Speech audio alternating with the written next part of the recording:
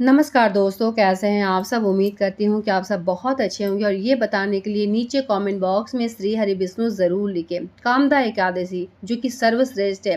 एकादशी व्रत वैसे ही अपने आप में सर्वश्रेष्ठ है। कहा जाए तो सभी व्रतों का राजा माना जाता है और एकादशी के दौरान की हुई कोई भी पूजा पाठ सा कहा जाए तो कई गुना ज़्यादा आपको लाभ और पुण्य मिलता है। तो पूजा पाठ तो करें ही, साथ ही सरल तरीके से मैं चैनल पर वीडियो बताती भी हूँ, जिससे कि आपको किसी भी तरह का कष्ट न हो और बहुत ही आराम से आप पूजा पाठ कर सके। तो कामदा एकादशी जो कि 19 अप्रैल को है, पूजा विधि मैं बता चुकी हूँ, तो चैनल पे वीडियो है, आप ज़रूर देख सकते हैं। और साथ ही इसका व्रत कथा है जो कि आप ज़रूर से ज़रूर सुने, चाहे आप व्रत की हो या फिर नहीं की हो, तो भी आपको कथा सुनने से कई गुना ज़्यादा लाभ मिलेगा। तो चलिए कामदा एकादशी का व्रत स्टार्ट करते हैं। व्रत इस प्रकार है। धर्मराज युधिष्ठिर कहने लगे कि हे भगवान, आपको कोटि कोटि नमस्कार करता हूँ। अब आप कृपया करके चैत्र शुक्ल एकादशी का महत्व कहिए। कृष्ण कहने लगे कि हे धर्मराज, यही प्रश्न एक समय राजा दिलीप ने गुरु वशिष्ठ से किया था। जो समाधान उन्होंने किया वो मैं आपको सुनाता हूँ। प्राचीन काल में भोगीपुर नाम का एक नगर था। वहाँ पर अनेक ऐश्वर्य से युक्त पुंडरीक नाम का एक राजा राज्य करते थे। भोगीपुर नगर में अनेक अप्सराएं, किन्नर और गंधर्व वास करते थे।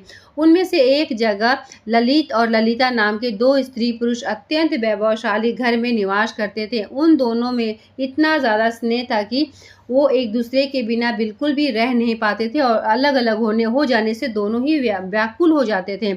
एक समय पुंडरीक की सभा में अन्य गंधर्व सहित ललित भी वहां पर गान कर रहा था। गाते गाते उसको अपनी प्रिय ललिता का ध्यान आ गया और उसका स्वर भंग हो गया।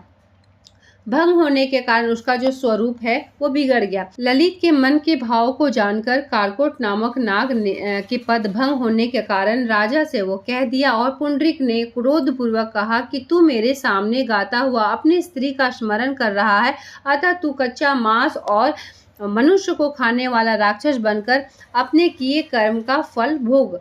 पुंडरीक के श्राप से ललित उसी क्षण महाकाय विशाल राक्षस हो गया। उसका मुख अत्यंत भयंकर, नेत्र सूर्य चंद्रमा की तरह प्रदीप्त तथा मुख में अग्नि निकलने लगी और उसकी नाक पर्वत की कंदरा के समान विशाल हो गया और गर्दन पर्वत के समान लगने लगा। सिर के बाल पर्वत पर खड़े वृक्षों के समान होने लगा और भुजाएं अत्यंत लंबी हो गई। कुल मिलाकर उनका शरीर 8 योजन के विस्तार हो गया। इस प्रकार से राक्षस होकर वह अनेक प्रकार से दुख भोगने लगा। जब उसकी प्रियतमा ललिता को यह वृतांत मालूम हुआ तो वह अत्यंत खेद और अपने पति का उद्धार का यत्न सोचने लगी। वह राक्षस अनेक प्रकार की घोर दुख सहता हुआ घने वनों में रहने लगा। अब उसकी स्त्री उसके पीछे पीछे जाती और विलाप करती रहती थी। एक बार ललिता अपने पति के पीछे घूमते घूमते विंध्याचल पर्वत पर पहुंच गई। वहां पर श्रृंगी ऋषि का आश्रम था। ललिता शीघ्र ही श्रृंगी ऋषि के आश्रम में गई और वहां जाकर विनती भाव से प्रार्थना करने लगी। उसे देखकर श्रृंगी ऋषि बोले, हे सुभगे, तुम कौन हो, यहाँ किस लिए आई हो। ललिता बोली, हे मुने, मेरा नाम ललिता है। मेरा पति राजा पुंडरीक के श्राप से विशालकाय राक्षस हो गया है। उसका मुझको बहुत दुख है। इसके उद्धार का कोई उपाय बताइए। ऋषि बोले, गंधर्व कन्या, अब चैत्र शुक्ल एकादशी आने वाला है जिसका नाम कामदा एकादशी है। इस व्रत को करने से मनुष्य के सब कार्य सिद्ध हो जाते हैं। यदि तू कामदा एकादशी का व्रत कर उसका पूर्ण अगर फल अपने पति को दे दे तो शीघ्र ही वो राक्षस योनि से मुक्त हो जाएगा और राजा का श्राप भी अश्वमेध शांत हो जाएगा। मुनि के ऐसे वचन सुनकर ललिता ने चैत्र शुक्ल एकादशी आने पर उसका व्रत किया और द्वादशी को ब्राह्मण के सामने अपने व्रत का फल अपने पति को देते हुए भगवान से इस प्रकार से प्रार्थना करने लगी कि हे प्रभु, मैंने जो व्रत किया है उसका फल मेरे पति को प्राप्त हो जाए, जिससे कि वह राक्षस योनि से मुक्त हो जाए। और एकादशी का फल देते हुए उसके पति राक्षस योनि से मुक्त होकर अपने पुराने स्वरूप को प्राप्त हो गया। फिर उसे अनेक सुंदर वस्त्र आभूषण से युक्त होकर ललिता के साथ विहार करने लगा। उसके पश्चात वे दोनों विमान में बैठकर स्वर्ग लोक को चल गए।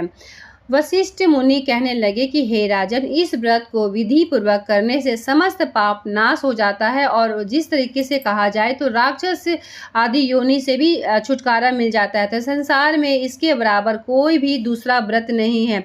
तो इस प्रकार से कथा सुनने और कथा कहने से वाजपेयी यज्ञ का फल मिलता है। तो इस प्रकार से कामदा एकादशी का जो व्रत कथा है वो समाप्त होती है। उम्मीद करती हूँ कि मेरे द्वारा दी हुई जानकारी से कहीं ना कहीं आपको लाभ ज़रूर मिलेगा और ये कथा आप लोगों को कहीं ना कहीं अच्छा भी लगा होगा। तो मिलते हैं एक नए वीडियो के साथ, तब तक के लिए धन्यवाद।